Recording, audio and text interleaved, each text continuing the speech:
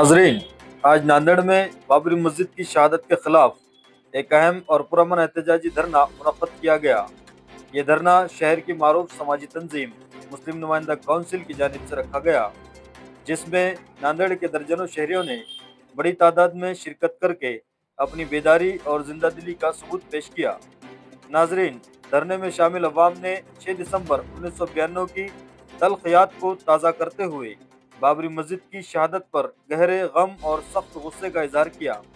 मुकर्रिरीन ने वाज़ेह तौर पर कहा कि बाबरी मस्जिद की शहादत एक गैर कानूनी कार्रवाई थी और ये हिंदुस्तान की जमहूरी व सेकुलर खदरों पर एक बदनुमा धब्बा है। एहतजाज में ये भी कहा गया कि इस सानहे में मलूस शिद्दत पसंद अनासिर की रिहाई इंतहाई अफसोसनाक है, जो इंसाफ के उसूलों के खिलाफ है। इस मौके पर मुस्लिम नुमाइंदा काउंसिल के जिम्मेदारान ने बाबरी मस्जिद की तारीख पर तफसील से रोशनी डाली। कायदीन ने सुप्रीम कोर्ट के फैसले का हवाला देते हुए ये सवाल उठाया कि जब अदालत ने साफ अल्फाज में कहा कि बाबरी मस्जिद किसी मंदिर को गिराकर नहीं बनाई गई थी, तो फिर मस्जिद की जगह मंदिर को देने का फैसला क्यों किया गया। इसी तरह ये भी कहा गया कि अदालत ने खुद तस्लीम किया कि 6 दिसंबर को मस्जिद को शहीद करना एक गैर कानूनी हरकत थी, तो फिर इस जुर्म के मुर्तकिबीन को बाइज्जत बरी कैसे कर दिया गया।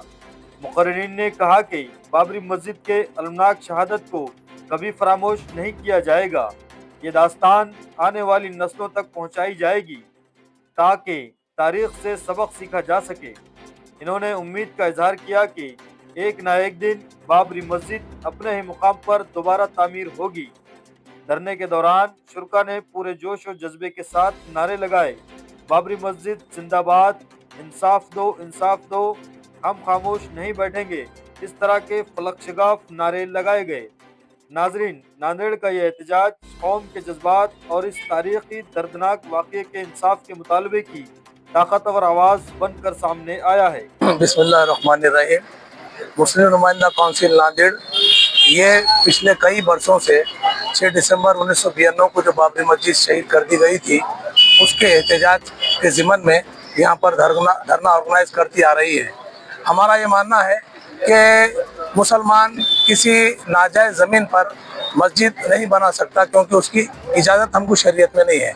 और बाबरी मस्जिद के ताल्लुक से सुप्रीम कोर्ट का जो जजमेंट आया है, सुप्रीम कोर्ट का यही कहना है कि वो मस्जिद थी, वो मस्जिद का स्ट्रक्चर था, वो मस्जिद में कोई मूर्ति नहीं थी, वो मस्जिद में नमाज होती थी, वो मस्जिद में मूर्ति रखी गई इलीगली, वो मस्जिद को ढाया गया इलीगली। और यहाँ तक कि सुप्रीम कोर्ट ने कहा कि जिन्होंने उस मस्जिद को ढाया वो गुनाहगार है, वो खाती है, वो कसूरवार है, उनको सज़ा होनी चाहिए। ये सारी बातें होने के बावजूद बाबरी मस्जिद हमारे मुखालिफ फरीक को दे दी गई।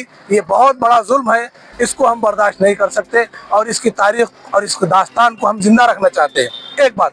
दूसरी बात, हम ये कहना चाहते हैं कि उसके बाद से लगातार मॉब लिंचिंग और बुलडोजर कल्चर यहाँ पर राइज कर दिया गया है। सैकड़ों मस्जिदों को निस्तनाबूद कर दिया गया है, मदारिस को बुलडोजर कल्चर से कुचला जा रहा है, कब्रस्तानों को निशाना बनाया जा रहा है, दरगाहों को निशाना बनाया जा रहा है।